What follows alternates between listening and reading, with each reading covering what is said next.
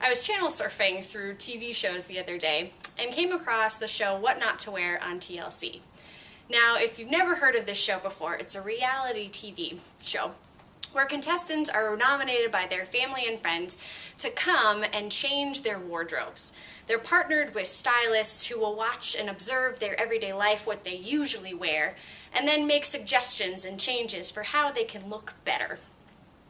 Now, the contestants are usually a little reluctant in this change at first, but eventually they come around. And at the end of the show, there's always the big reveal, where all the families and friends are invited to see this new person in their new wardrobe. And at the end, the person gives a testimony about how much more confident they feel, and they feel like they're more in their own skin now that they have this new wardrobe.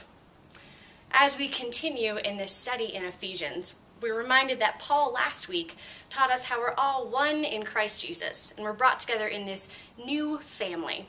And so now Paul sits us all down and tells us that it's time to play a game of what not to wear.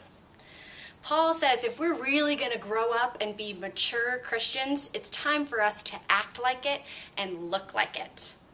So Paul tells us that it's time to strip off the old clothes, the ones that feel comfortable and that we like, but are actually clothes of greed and anger and wrath and slander and malice towards one another, and to put on the new clothes that we find in Christ Jesus, clothes that bring about kindness and compassion and love, and the hardest one of all, forgiveness.